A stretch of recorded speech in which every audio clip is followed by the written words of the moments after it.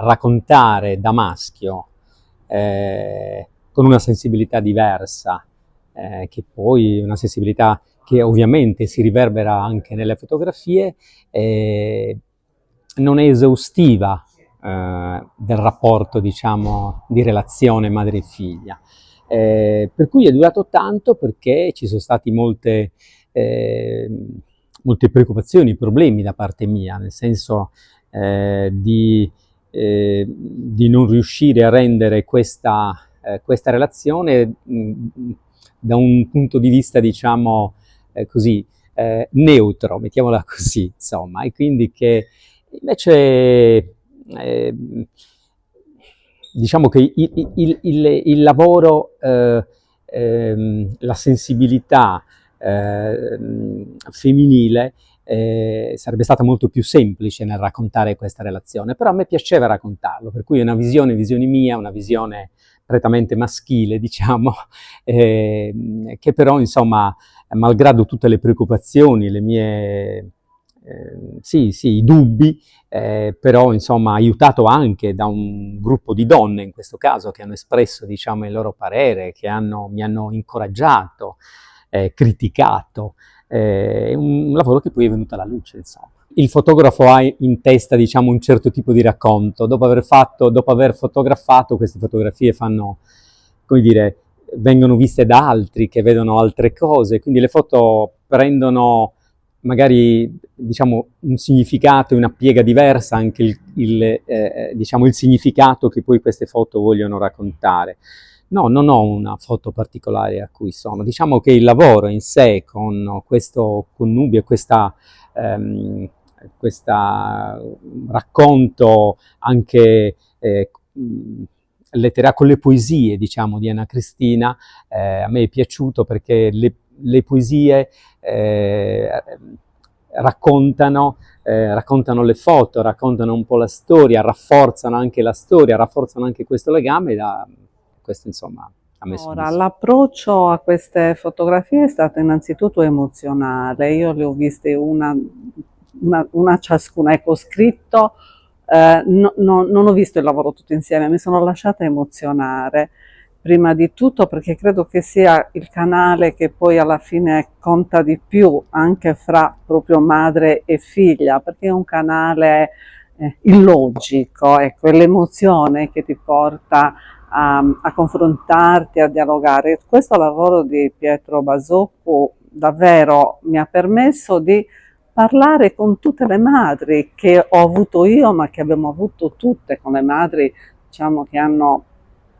anche un nome conosciuto. Ne faccio una per tutte, Nereide Rudas, no? Nel senso che possiamo considerarla una grande madre,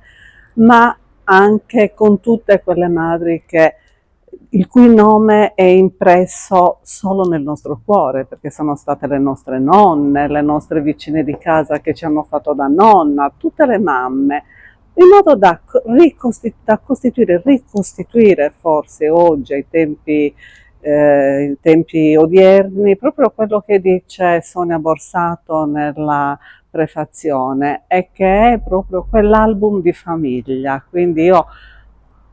ho scoperto attraverso questo lavoro di Pietro, lasciandomi trasportare, quanto io appartenga a questa famiglia e quanto possiamo fare per questa famiglia tutti insieme, quanto importante sia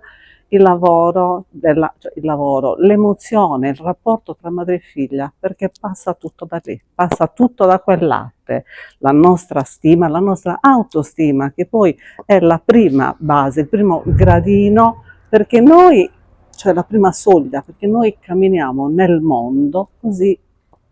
come noi siamo, non come gli altri ci vogliono. Immagini, la cosa che secondo me è estremamente forte delle immagini è che trascendono in qualche modo, per quanto fatte per un discorso anche di genere, madre e figlia, trascendono questo discorso qua, perché vanno a parlare comunque di quella connessione invisibile, ma comunque presente e palese, tra genitore e figlio in qualche modo.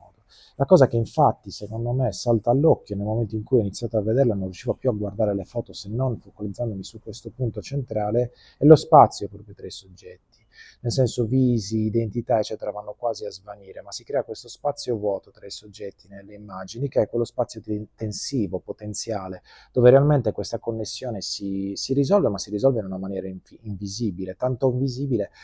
che a noi quasi ci dà una percezione di vuoto, ma questo vuoto ci permette di, diciamo, inserirci in questo dialogo non verbale che avviene lì in mezzo, inserirci con la nostra esperienza soggettiva. Tutti quanti viviamo un'esperienza soggettiva dell'essere figli o genitori, eccetera, entrambe le cose delle volte, soltanto una qualche volta, e quindi riusciamo a inserirci in questo dialogo e a portare la nostra esperienza all'interno e quindi rivivere determinati sensazioni, esperienze, rapporti, tutto quello che ci si vuole mettere all'interno, che però sono estremamente personali. Quindi realmente il lavoro di Pietro, io scherzosamente ho detto che è stato un fallimento, che come provocazione, ma lo dico con stima che è stato un fallimento, perché a mio parere l'arte deve essere costantemente un fallimento, perché nel momento in cui non riesci a risolvere quello spazio, a rendermi visibile quel qualcosa, ok? Per quanto ci sta provando, perché il lavoro di Pietro comunque cercava di far vedere questa connessione tra una madre e una figlia, ok? In diversi aspetti, in diverse declinazioni, eccetera, eccetera, però cercava di far vedere questa connessione. Nel momento in cui non ci riesce, ma c'è comunque questo tentativo coraggioso, chiaramente, quello spazio diventa uno spazio dove io posso giocare all'interno, ok? Quindi quel fallimento permette a me, individuo, con la mia soggettività, di entrare e portare del mio all'interno dell'immagine. È un'immagine che non dice tutto, ok? Giustamente, ok? È un'immagine che dice abbastanza per potermi far giocare con quelle che sono le sue componenti. Poi a questo si aggiunge tutta quella struttura, invece, appunto, che citavo prima del libro, dove ci sono le parole di Anna Cristina, dove le parole non sono un accompagnamento alle immagini, le immagini non sono un accompagnamento alle parole, ma è veramente qualcosa che succede unico, diventa un corpo in qualche modo, un corpo che si genera. Io ho fatto un po' l'esempio prima quando ne parlavamo, insomma, dell'intelligenza artificiale, del fatto che chiaramente il linguaggio è sempre stato in grande relazione con le immagini per tutta una serie di motivazioni, la poesia in particolare, però oggigiorno questa nuova forma, diciamo, di produzione di contenuti visuali basati su dei prompt testuali, quindi con il machine learning e quella che appunto volgarmente viene chiamata intelligenza artificiale, porta la parola con una forma di umanesimo nuovo al centro, l'uomo è di nuovo paradossalmente al centro di un discorso molto ampio, e l'utilizzo della parola quindi diventa generativa.